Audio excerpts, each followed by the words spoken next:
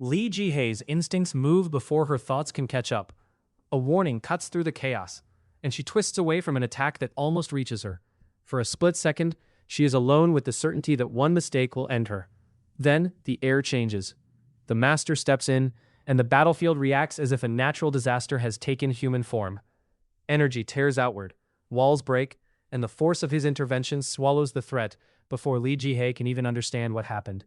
She calls him master not with casual respect, but with the relief of someone who has just been pulled back from the edge. Yet above the destruction, one strange phrase lingers: omniscient sunfish.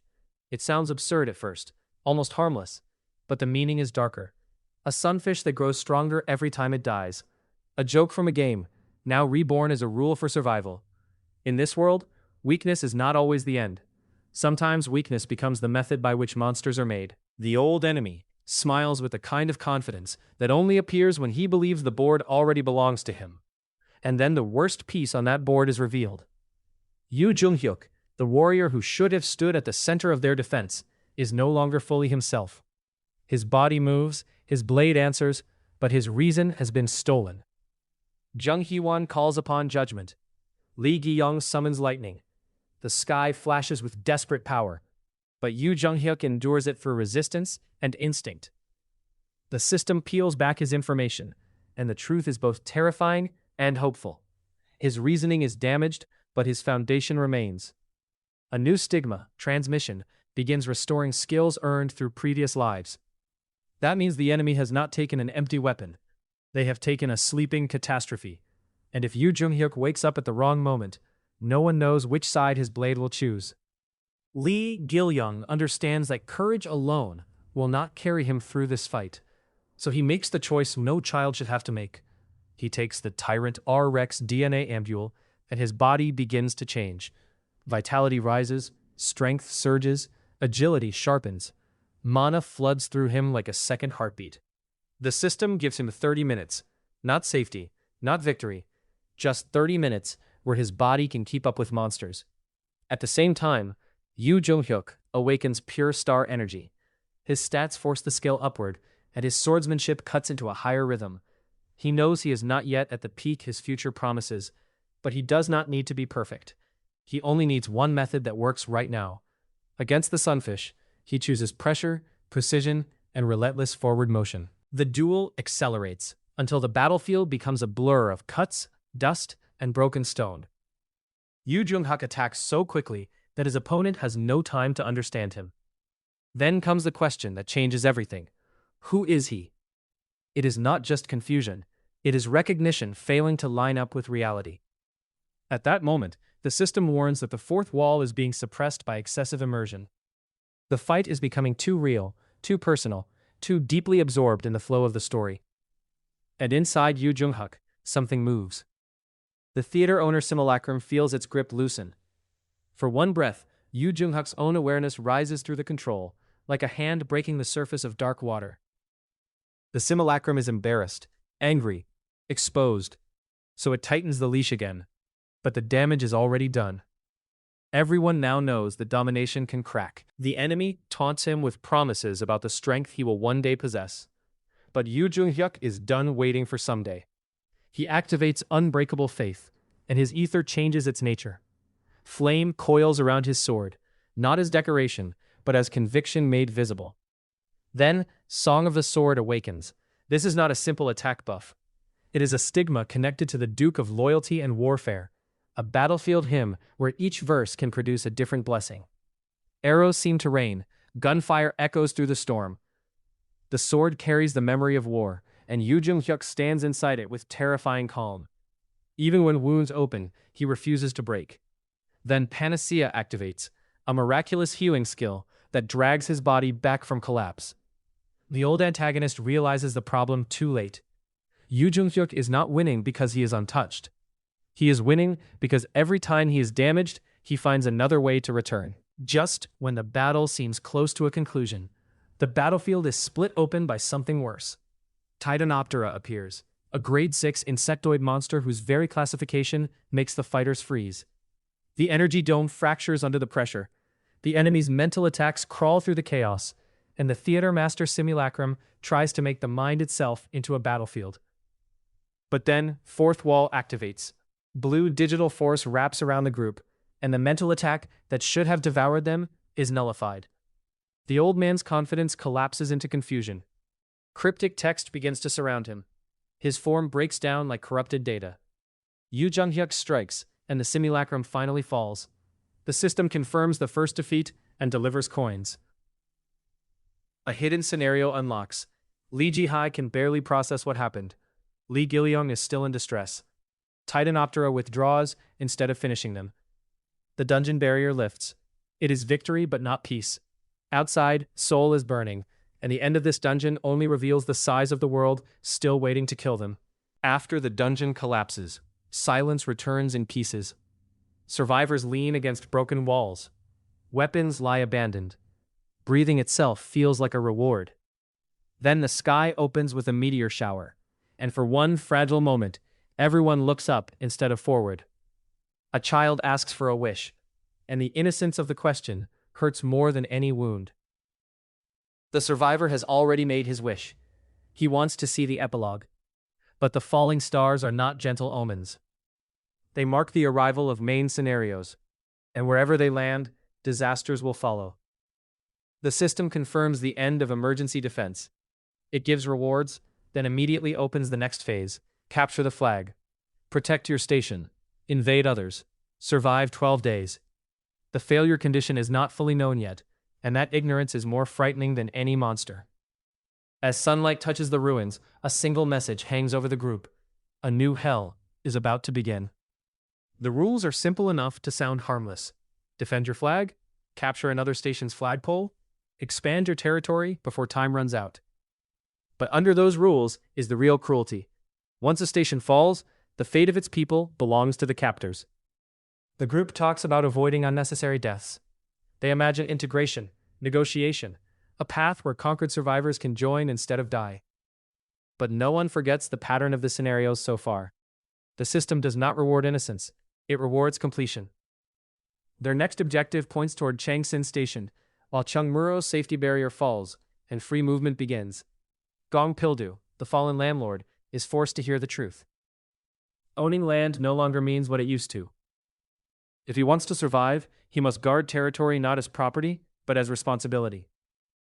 Then a roaring vehicle tears into the fragile calm, and the battlefield reminds them that strategy meetings only last until the next enemy arrives. Myeongdong's representative activates the red flag, and the entire faction feels it.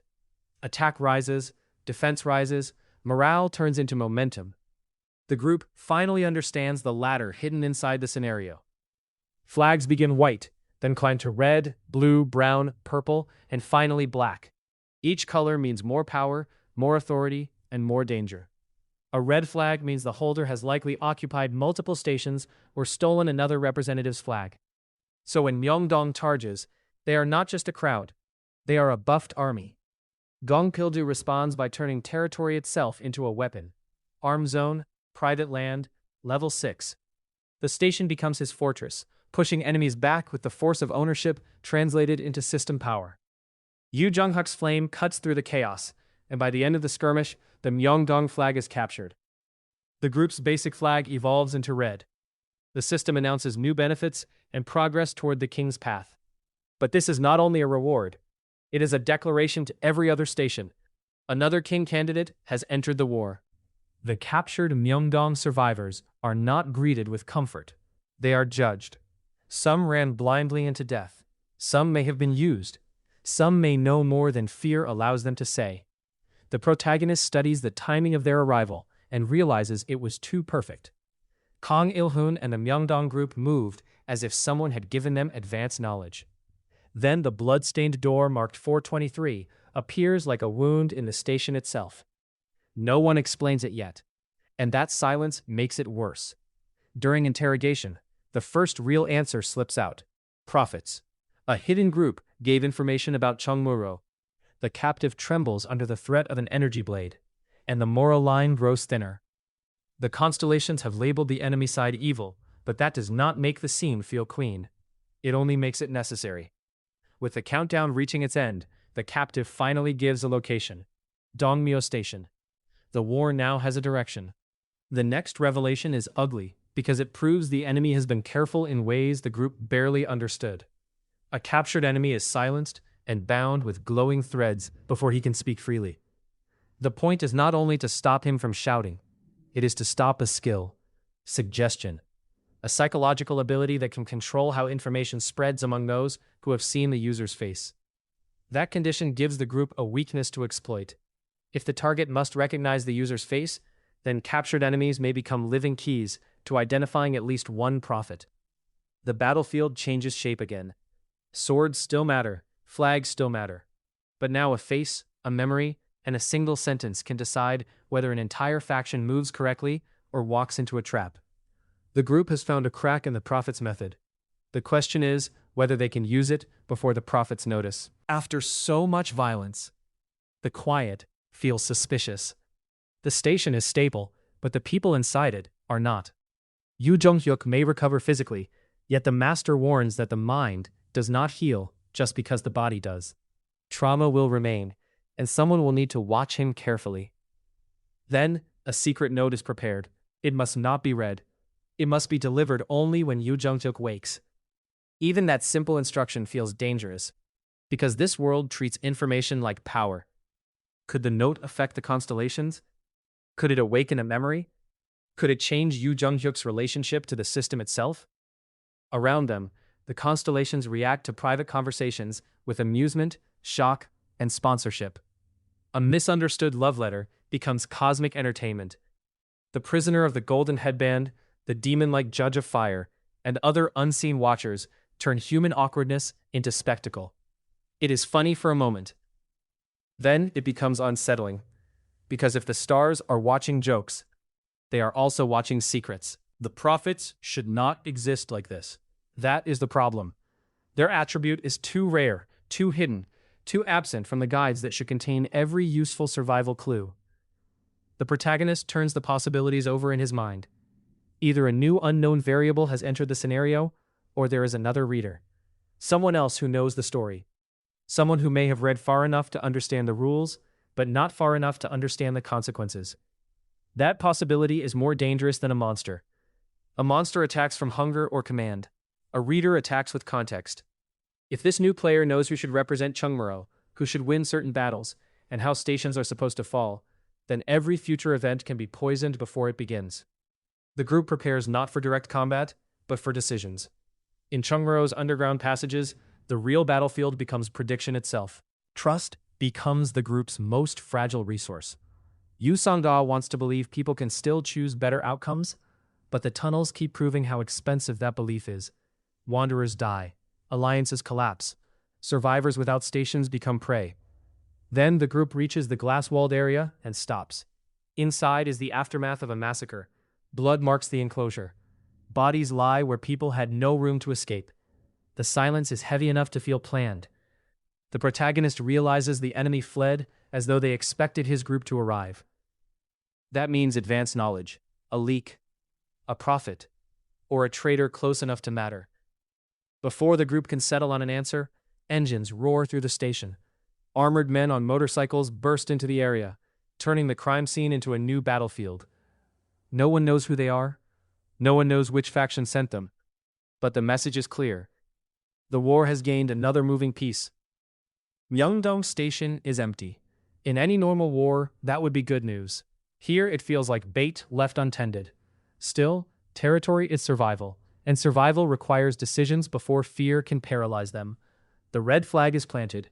The system confirms occupation. Chungmuro and Myeongdong now belong to the group. Red flag points increase, and power flows upward through the banner. Then the hidden scenario activates. The King's Path. Difficulty A. Occupy at least 10 stations within the scenario's duration. The reward is the King attribute, a title that promises authority beyond anything they currently possess. But the failure condition turns the reward into a chain. If they cannot maintain their station control, if even one occupied point is lost under the daily condition, every group member can die. The group wanted strength.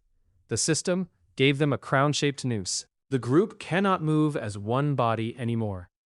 The King's Path demands expansion, but expansion creates vulnerability.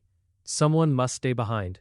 Someone must manage frightened survivors, protect unconscious allies, and prevent the station from breaking internally before enemies even arrive. Yu Sangda doubts herself. She does not have Zheng Hewan's explosive judgment or Li Hiansung's endurance. She cannot erase enemies in one strike. But the group sees what she overlooks. Her value is not measured only in attack power. Her binding thread can restrain threats. Her calm can organize people. Her trustworthiness can become infrastructure. Authority is transferred to her, and she becomes vice representative with the power to punish on behalf of the station representative. Her face shows doubt first, then resolve. In a world obsessed with strength, Yu Sangda is given something just as dangerous. The journey toward Dongdaemun Park begins with eerie quiet. No guards, no resistance. Only the feeling that an important piece has already moved off-screen. Then injured allies arrive with the news. Dongdaemun Station has fallen. Kang Il-hun's status shifts to wanderer, a word that carries the smell of abandonment and danger. The protagonist understands the shape of the trap. Myeongdong attacked Chungmuro. Dongdaemun moved too. Both were guided into a collision where they would be destroyed, weakening rival factions without the real masterminds spending their own strength. The prophets knew Chungmuro would win. Worse, they knew the protagonist's identity from the original story.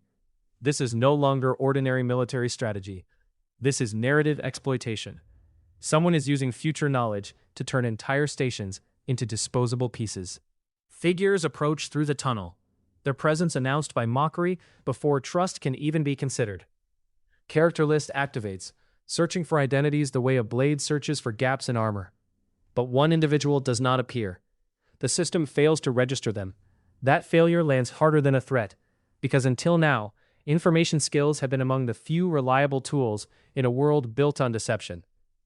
Attribute search is blocked by fourth wall. Attribute inspection reveals Li Hyunsung and exposes the use of Sage's eyes, but every reveal only creates more tension. The newcomers know too much.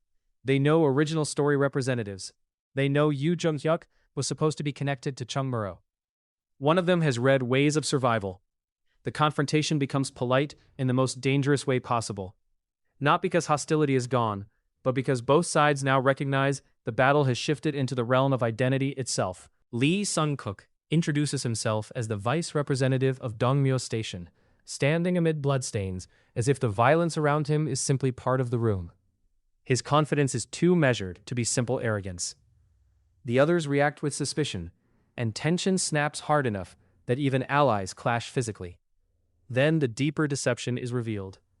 Lee Sung-kook has committed himself to impersonating Yu Jung-hyuk.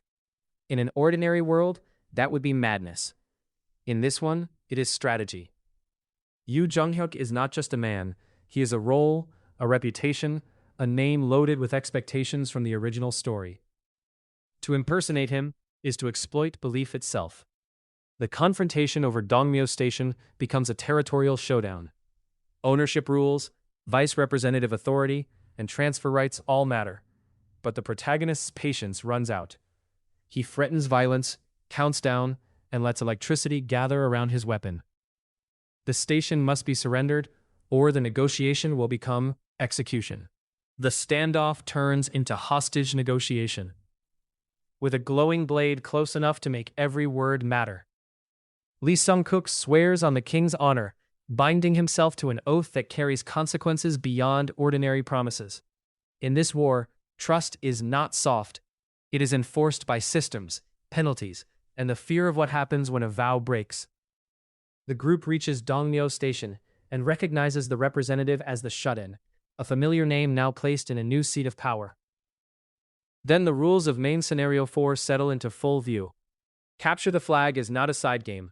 It is the structure of the next war. Occupy the target station within the time limit. Capture flags. Merge groups. Transfer representative authority. Fail, and everyone under that banner may die. The story pauses to clarify the battlefield itself.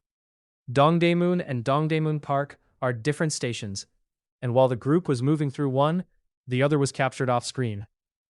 That single clarification reveals how dangerous the map has become. Battles are happening where the heroes are not looking. Stations are falling before warnings arrive. The king's path has begun, but the board is already moving without them.